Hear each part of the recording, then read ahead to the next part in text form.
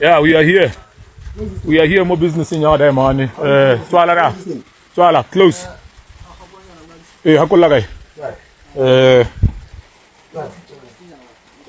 Let's see, Peter. Close the other one. Yeah, close.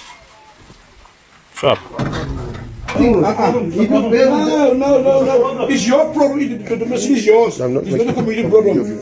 No. There's a video of him there. No problem. You can make video. You can ask extra when you pay what a card or what other card.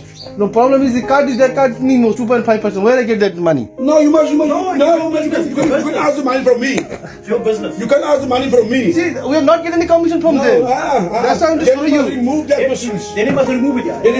Don't sell the airtime or don't sell nothing because it's 2.5. We don't care about 2.5. The thing is, you are rendering a service for the community.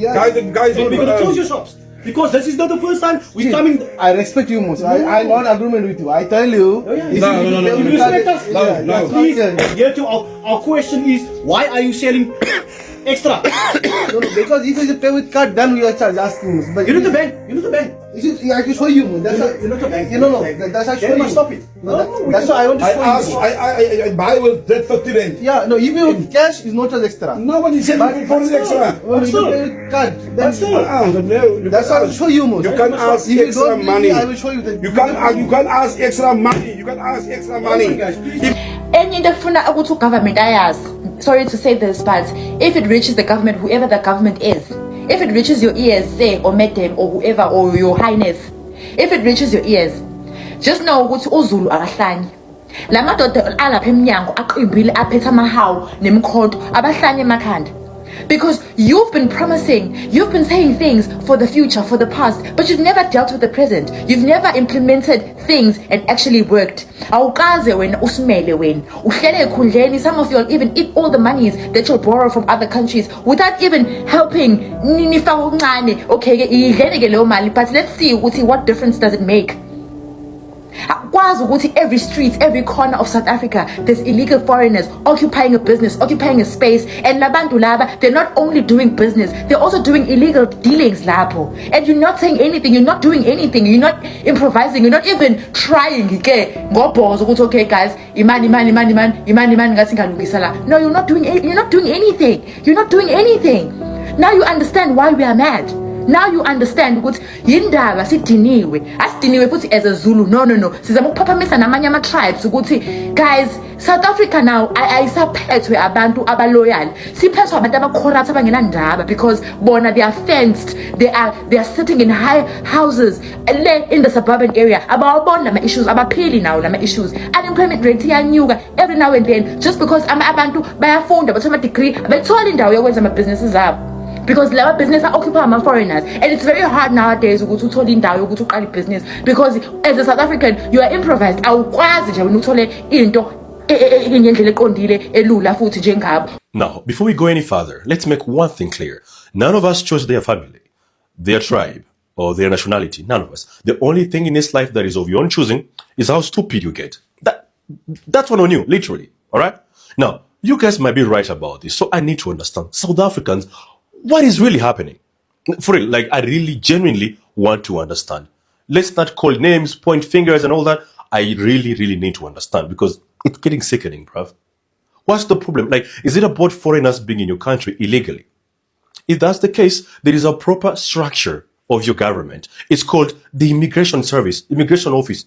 See, you go there, you report, they deport the person. Simple exercise. Question number 2. Are you all doing the same thing to the white folks? Like, are you also trying to kick them out of the country? Like, I really want to understand that part. Number 3, how weak do you need to be to have 5 grown-up men ganging up on one person to beat them up so they kick them out of the country? Like, seriously, can we try that one-on-one? Like, can we try that? Because it's getting sickening. For it, I really want to understand what's the real problem here. What's going on? For real, like, what's the problem? You don't want people, like, do you want a country where, like, everybody has to be there legally? Try what Americans are doing. You're in good terms, try what they're doing, all right? Try that. You kick them out of the country legally. The same way you don't want them in the country illegally. You don't need to beat them up, bro. No, for real. We are past that era. Bro. Now, do I think South Africans have an issue with xenophobia? As a South African who's lived abroad in the US and Europe, yes, but I also think South Africans have an issue with cultural alienation. Let's unpack. I am a South African who moved to the United States in 2018. I experienced a lot of racism, a lot of xenophobia in the US. I was called things like African booty scratcher, all these things. So when I mention these things to South Africans, they feel sympathy for me. But then these are the same South Africans who hate the fact that there are other African nationals coming from other African countries and entering, their systems, entering their jobs, taking their women, raping, crime, all that, right? They have sympathy for me, but they also then in the same breath alienate me as well. When I came back to South Africa and I no longer spoke my language, Setswana, that well, I no longer, sounded South African. My own family was alienating me and pushing me to the side and, basically making fun of me for not sounding South African enough. I am the CEO and founder of Umko AI. I built an AI model so that I could simply learn how to communicate with my grandmother as well as I used to. Umko AI is an offline national AI ecosystem that operates without Wi-Fi and data and speaks all official South African languages. What I'm saying is I dedicated my life and dedicated my time and research, 4 years of research, into figuring out how to make South Africans' lives better, how to make South African governments better, how to make South African businesses better, how to make sure the grade 4 learner in Limpopo can study even when there's load shedding. What does an offline AI model mean for a girl like me who's from Hammanskraal? What does an offline AI model mean for the Department of Home Affairs? What does an offline AI model look like for people who can afford Wi-Fi and data? I spent my life trying to do this for South Africans, and yet if you go to Umko AI's profile, which I'll put down there in the bio or in the caption, you will find that there are people in the comments, South Africans in the comments, grilling me, calling me incompetent, saying that I have no idea what I'm talking about, saying that in the other videos where South Africans are making fun of my accent, telling me it's not make sure, saying I hear my people but I don't see my people. I think as someone who's been alienated by South Africans, alienated by my own family sometimes, I remember just scrolling on TikTok and finding a girl who was making a video and showcasing South Africans, how she makes her Sunday course and how she makes pap and fleis. And South Africans were in the comments talking about how her pap is not make sure. That's when I realized who am I? Who am I? Haters are gonna hate, even with pap, guys. There's an anger that we as South Africans carry. I don't know what it is. There's a level of bonding. There's a level of we know better. There's a level of haha, let's snicker in the comments about someone who's just trying to build a better life for themselves and a better life for their country, right? There's something that we feel, a sense of superiority by putting someone down. That's what I mean.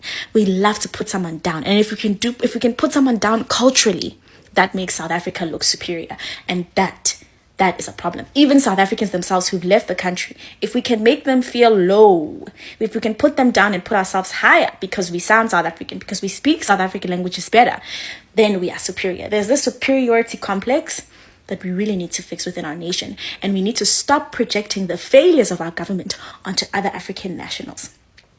I'm just praying for the safety of the people who are experiencing xenophobic attacks in South Africa. And I'm also praying for the many South Africans who are abroad and experiencing xenophobia or some form of cultural alienation from their own people when they come back home. That's my piece. Thank you. If you're interested about Umko AI and our mission, please follow our TikTok page below. Thank you.